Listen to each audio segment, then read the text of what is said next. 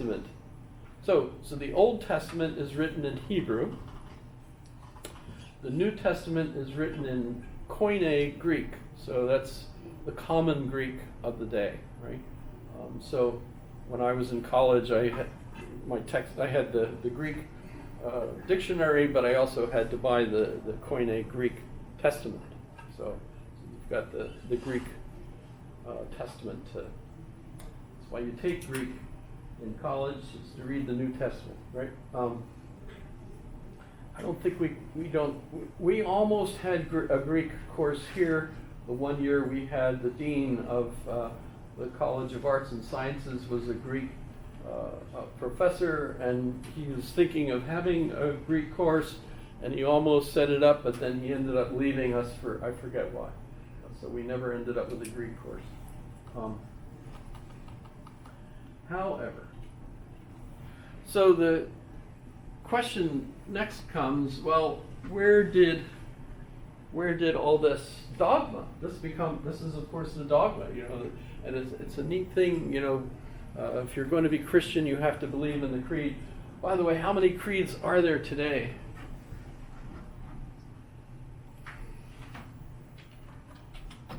How many church creeds in Christianity are there today?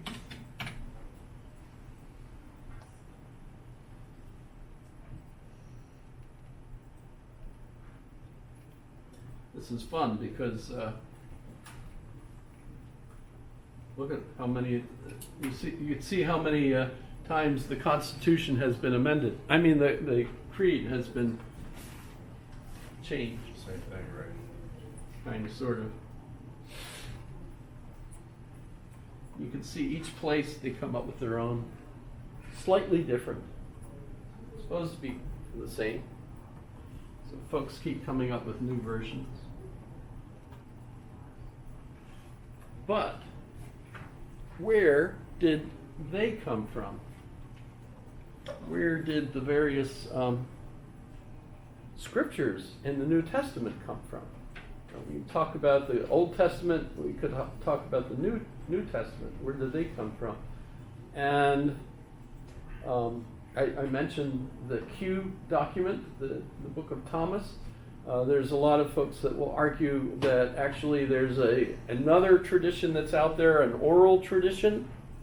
It starts off, these are all oral traditions, but eventually they all become written down as people are dying, and people realize, gee, you know what, we need someone to write this down so that we don't forget what the tradition of Matthew is.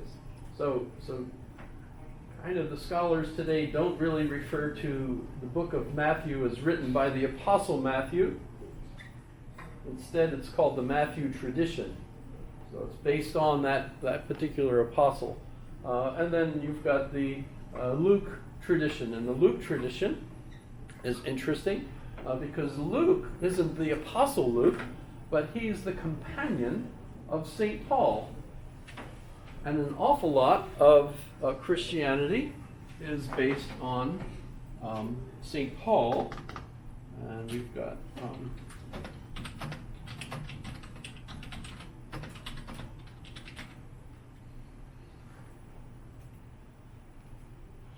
I think I mentioned this already once, but what's the point of this? Well, Paul, who is St. Paul? In fact, one of the class in their email, because they already answered the question, how did Christianity become the religion of the empire, pointed out that Paul was one of the apostles. Well, he wasn't actually one of the original apostles. The first time that Paul shows up is during the persecution. In fact, the first mention of Paul is that he's holding the cloaks for the men who are stoning or killing St. Stephen. I don't remember if it was stoning or what. But in any case, they killed St. Stephen, who was one of the original apostles. In any case, Paul is a young man who's been educated by one of the best rabbis. He's from Tarsus, which is, I think, in Syria or maybe further north, where it's from. But he was not just Jewish. He was also a Roman citizen and educated. And so he was actually on the side of the priests in Jerusalem who were trying to persecute this Jewish group called the Christians. Actually, they weren't called Christians yet, but they were followers of Jesus. Christi is a Greek word that means a Messiah. So was Jesus the Messiah? In Greek, Christus means actually anointed one, right? Which I think is what Messiah means. He's the anointed one, right?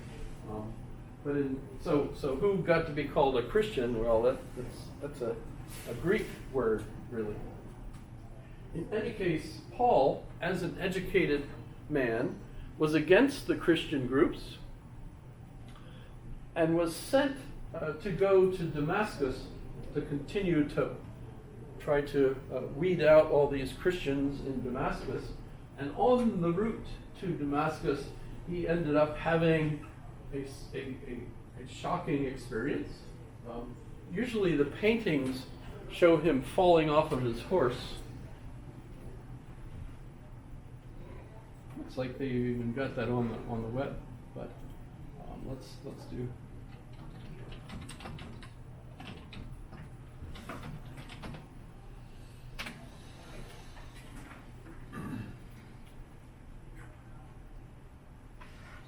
Notice they all show him falling off a horse. But scholars actually say no, he didn't have any horses. So that's just, again, made up stuff. But in any case, he was shocked. And at that point ends up believing that Jesus came to him and said, "Paul, why are you persecuting me?" And he ended up studying and finding out more about Christianity. And then, so when he gets to Damascus, instead of being there to punish Christians, he ends up becoming a Christian himself and teaching Christianity. The problem is now, he is a preacher preaching Christianity to people that are Gentiles. They're not Jewish. And as a result, there's a lot of things that they don't have in common with the Jewish people. Like today is Rosh Hashanah, I think, tonight. So Happy New Year. If you're Jewish, I suppose. But in any case, people that are Jewish are supposed to eat certain foods and not eat certain other foods. The Gentiles of the day certainly ate whatever they wanted, right? And as a result, you couldn't actually sit at the table with someone who was a Gentile if you were a Jew. That was breaking the rules, right? By the way, Jesus officially broke those rules, remember? If you're familiar with that, right? But in any case, Paul ended up arguing with the pillars of Jerusalem, who was Peter, and others, right, who were still there. And he argued with them that Gentiles don't have to become Jewish in order to become Christian. And apparently Peter and the others all disagreed. No, you have to be Jewish to become Christian.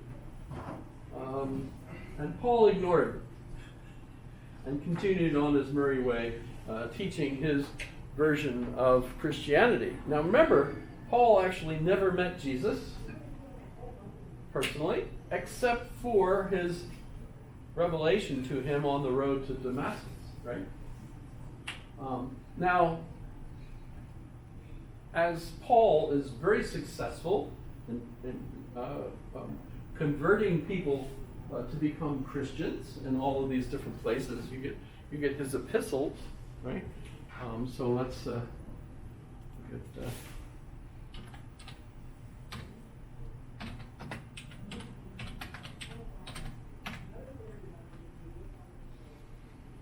So Paul sends these letters. Why is he sending these letters? Always these letters are in response to questions that the town sent to him.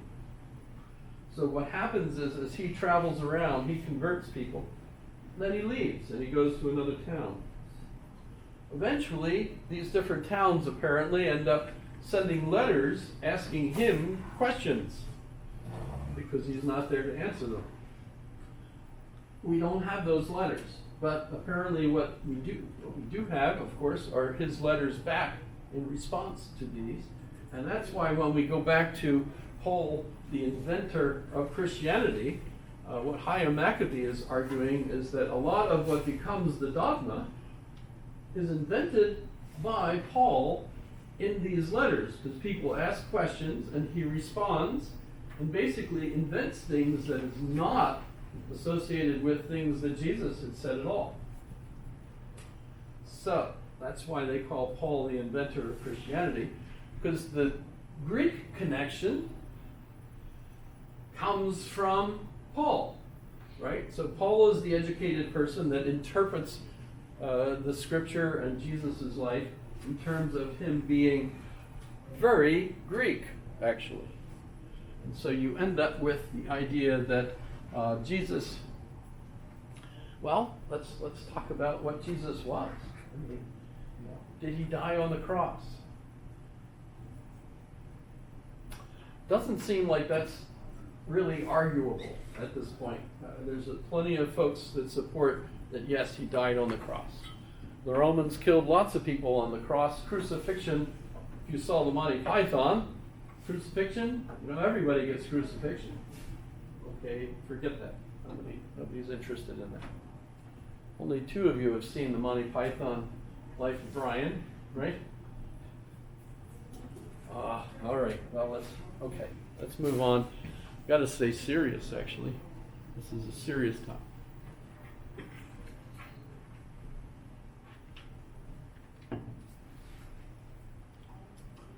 So he was killed on the cross. Did he resurrect? That's the miracle, right? Because if he was officially killed, by the way, it's kind of odd, but as far as the Romans were concerned, you had to be dead 3 days or you weren't dead. And part of the problem was they didn't have ways of examining your brain to making sure you actually had brain death. So there were people that people thought were dead, and they put you on the table in the living room, and they had to wake, just in case you might wake up, right? And it turns out that some people do wake up. It turns out we thought you were dead, but you weren't completely dead. You were just mostly dead, right? And it doesn't mean you need a thing, to wake them up. Sometimes people are in kind of a coma because, well, they drank a lot of wine in lead goblets, right? It's not good for you, by the way, because the alcohol leaches the lead out of the cup into the wine, so you drink the wine, so you get lead poisoning, and that can knock you out for a couple days, apparently. So the tradition was that you had to wait and make sure that the body was dead for at least 3 days. Believe it or not, this becomes an argument because Jesus was killed on Friday, right? Good Friday, right? He's in the tomb all day Saturday, and Sunday morning he wakes up. How many days is that? 3. It's not quite 3, kind of like 2.5 But, so people will argue, well, he wasn't completely dead. In fact, there are rumors that Jesus survived and fled to India, and that he died an old life, there in India. That's kind of interesting. The town where Muhammad grew up had a Jewish community in it, and the Jewish community believed that Jesus was a prophet. They didn't think he was God, but they believed in him and his sayings. And so, by the way, Muhammad ended up incorporating Jesus as a prophet in his version of religion, right? And thought highly of Jesus as a prophet, but not as God. So that's kind of interesting. But of course, according to the creed, he died. So it seems pretty, when you think about the way he was supposed to have been crucified with nails and so on. By the way, at one point, Pontius Pilate's wife has a dream. And she tells her husband that he ought not to, have anything to do with this man, right? Jesus, right? You might be familiar with that. And so he decided he was going to try to avoid crucifying Jesus. And so he called the people and offered them to release a prisoner.